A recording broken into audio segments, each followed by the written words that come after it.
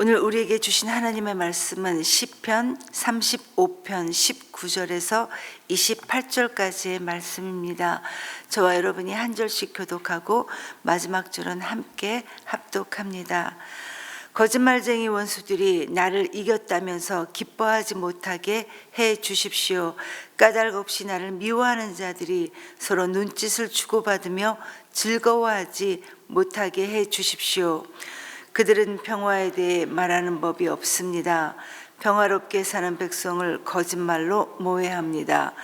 그들은 입을 크게 벌려 하하 하고 웃으면서 우리가 두 눈으로 그가 저지르는 잘못을 똑똑히 보았다 하고 위증합니다. 주님께서 친히 보셨으니 가만히 계시지 마십시오. 주님, 나를 멀리하지 마십시오. 나의 하나님, 나의 주님, 분발하여 일어나셔서 재판을 여시고 시비를 가려 주십시오. 주님, 나의 하나님, 주님의 공의로 나에게 공정한 판결을 내려 주십시오. 그들이 나를 이겼다고 하면서 기뻐하지 못하게 해 주십시오. 그들이 마음속으로 하하 우리의 소원이 이루어졌구나 하고 고소해하지 못하게 해 주십시오. 드디어 우리가 그를 삼켜버렸지 하고 말하지도 못하게 해 주십시오. 나의 불행을 기뻐하는 저 사람들은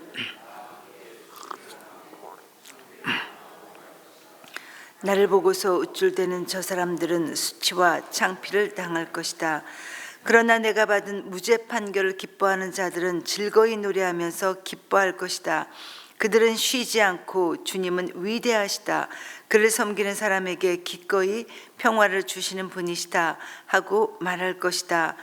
내 혀로 주님의 의를 선포하겠습니다. 온종일 주님을 찬양하겠습니다. 아멘.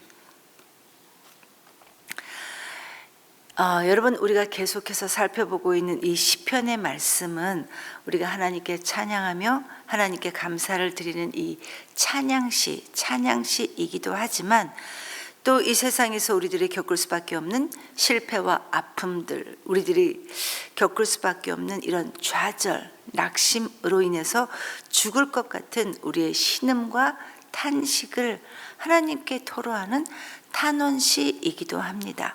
찬양시이기도 하지만 동시에 탄원시이기도 합니다. 우리 인생이 그렇듯이 여러분, 우리 인생에는 이런 탄원시가 훨씬 더 많이 있는 것 같습니다. 결론은 우리가 겪는 이 고난 그리고 하나님께 드리는 이 찬양은 마치 동전의 양면과도 같다는 것입니다.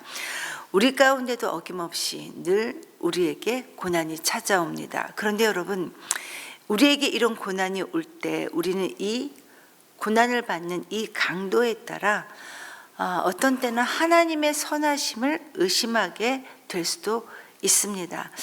하나님이 왜 이렇게까지 하시지? 이제는 조금 풀어주시고 해결해 주셔도 될 것 같은데, 이미 나 지금 충분히 지금 힘들고 있는데 조금 이제는 풀어주시지, 해결해 주시지 하면서 때로는 우리는 하나님께 서운함을 느끼기도 합니다. 그러면 연약한 우리는 하나님을 믿는 믿음에 회의가 생기기도 하고, 또 원망하는 마음이 들면 안 되는 걸 알면서도 그런 마음이 조금씩 내 마음 한구석에서부터 올라오는 것을 우리는 느낄 수 있습니다. 고난은 정말 우리를 힘들게 합니다. 고난은 힘듭니다. 왜냐하면 우리가 어찌 해볼 수 없는 이런 상황이 바로 고난이기 때문입니다. 그래서 때로는 이 고난이 때로는 길어지면 하나님의 선하심을 의심하기도 하고 우리의 믿음이 흔들릴 수도 있다는 것입니다. 다윗도 이런 고난 앞에서 하나님께 탄식했습니다. 하나님, 왜 이렇게 침묵만 하십니까? 하면서 정말 많이 절규했습니다. 그런데 여러분, 나중에야 우리가 깨닫게 되지만 하나님께서는 이 고난이 결국 우리로 하여금 우리에게 유익이 되게 한다는 것을 우리의 입술을 통해 고백하게 하신다는 것입니다. 이미 우리도 많이 경험했을 것입니다.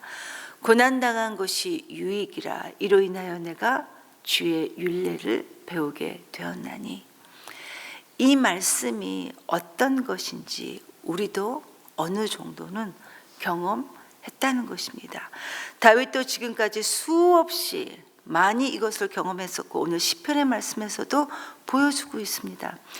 탄원시입니다. 여러분, 오늘 이 시편의 35편은 여러분, 이 탄원시에는 전형적인 양식이 있는데, 첫째, 하나님 하고 하나님을 부릅니다.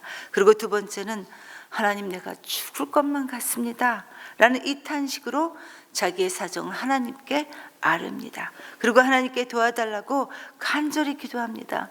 주님, 제발 저 좀 도와주세요 하면서 그렇게 해주실 것을 나는 확신합니다 라는 이 하나님에 대한 신뢰를 드리면서 마지막으로 하나님을 찬양합니다. 하나님, 내가 종일토록 주를 찬양합니다. 이 찬양으로 우리의 결단을 올려드리는 것이 탄원시의 전형적인 양식입니다. 오늘 본문인 이 시편 35편도 역시 다윗의 탄원하는 탄원시입니다. 다윗은 왕권 유지에 급급했던 사울왕과 그 추종 세력에 의해 쫓기는 도망자 신세가 되었지만, 그러나 그는 그 억울하고 척박한 도피 생활 중에도 자신의 이 기가 막힌 처지를 하나님께 토로하며 탄원합니다. 이게 바로 요 며칠 우리가 살펴보았던 35편의 내용입니다. 여러분, 이 말씀은 세 단락으로 나누어져 있습니다. 1절부터 10절까지, 그리고 11절부터 18절까지, 그리고 오늘 본문인 19절부터 28절까지로 이렇게 세 단락으로 나누어져 있습니다. 그리고 탄원시의 전형적인 양식대로 이 세 단락 모두 다 하나님을 찬양하는 이 찬양으로 끝을 맺고 있습니다. 첫 번째 단락인 10절까지는 다윗이 정말 어려운 상황에 직면해 있었는데, 그런데 다윗을 더 힘들게 했던 것은 다윗에게는 이 대적들을 맞설 수 있는 힘이 없었다는 것입니다. 그래서 다윗은 이전에 했던 것처럼 또 하나님께 기도하고 탄원합니다. 하나님, 도와주세요. 그리고 두 번째 단락인 18절까지는 우선 다윗은 자신을 추적하는 이 대적들이 얼마나 악한지를 하나님께 고발하면서 고소하면서 다시 한번 하나님께 탄원의 기도를 올려드립니다. 그리고 마지막 단락인 오늘 본문에서 다윗은 하나님의 공의로운 심판을 구하고 있습니다.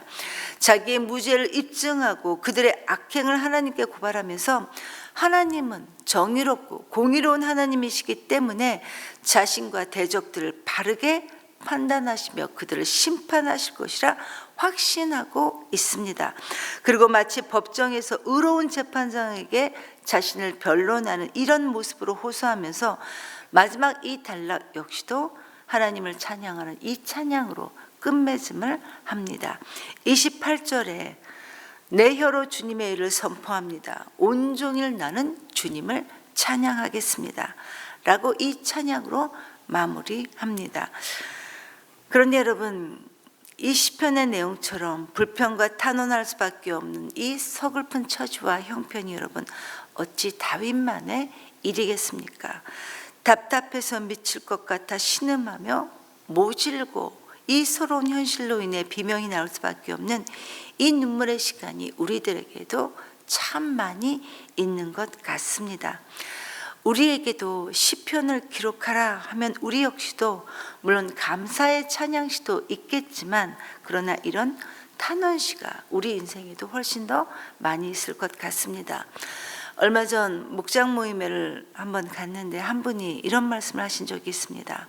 다윗은 이런 많은 고난 가운데서도 하나님을 이렇게 찬양했는데 지금 나의 시편은 어디에 있는가라는 생각이 든다, 이렇게 말씀을 하신 적이 있습니다. 그런데 여러분, 왜 그분의 시편이 없겠습니까? 지금 하나님 앞에서 그분은 충분히 그분의 시편을 아름답게 써내려가고 있으신 겁니다. 힘든 상황이지만 그러나 현재 내 삶을 주님께 온전히 드리고 그 주님의 인도하심을 받으면서 하나님께 아름답게 인내해 가시는 그것이 그분의 시편입니다. 결국은 아름다운 열매로 나타나게 된다는 겁니다.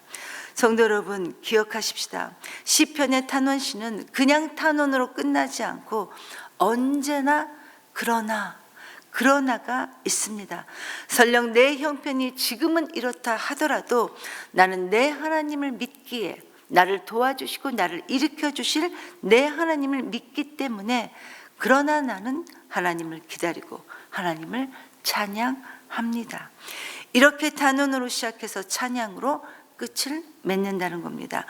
막막하고 절망적인 이 탄원의 자리에서 그러나 우리를 이기게 하실 하나님을 바라보겠습니다 라는 이 믿음의 고백으로 하나님께 올려드린다는 겁니다. 성도 여러분, 우리에게 있어서 가장 절망적인 것은 여러분 소망이 사라지는 것입니다.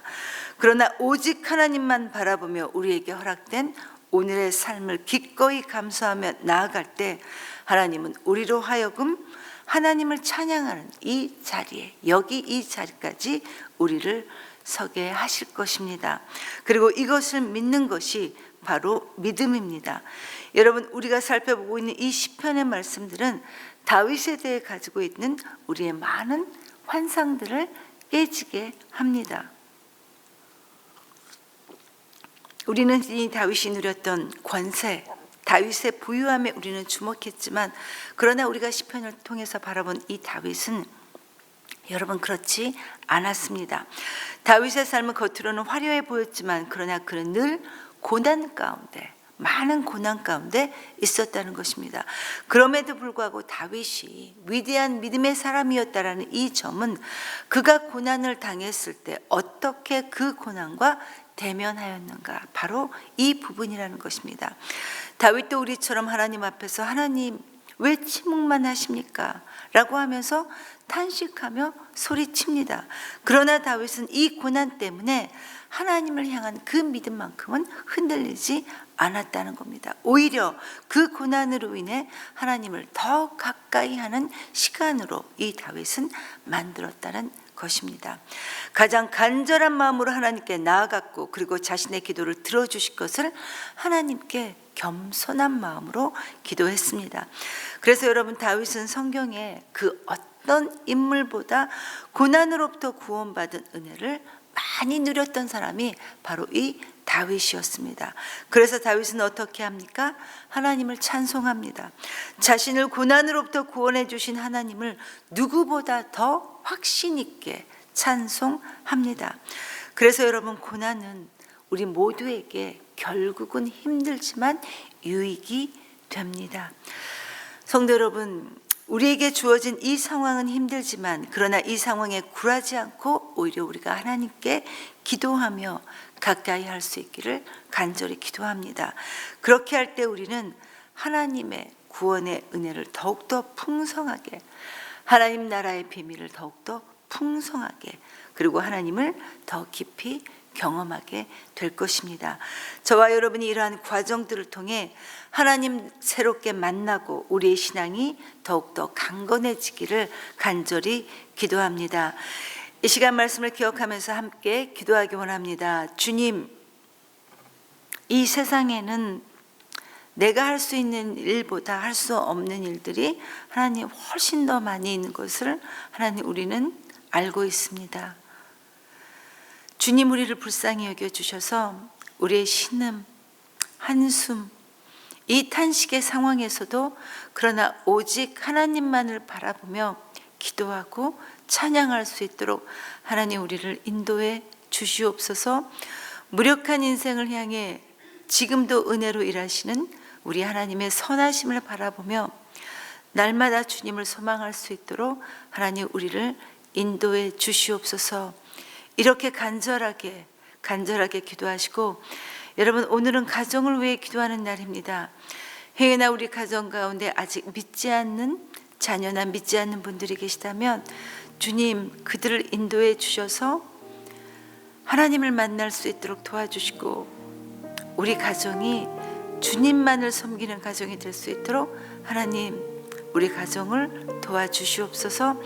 그리고 이번 주 토요일에 예수영전 모임이 있습니다. 아버지 하나님, 복음을 들어야 할 자를 보내주시고 그 마음과 그 귀를 열어주셔서 성령님 주님을 만나는 귀한 축복이 일어날 수 있도록 하나님 그들을 축복해 주시고 복음을 전하는 자를 주님 축복해 주시옵소서. 이렇게 기도하시고 각자 자유롭게 기도하시고 돌아가시겠습니다.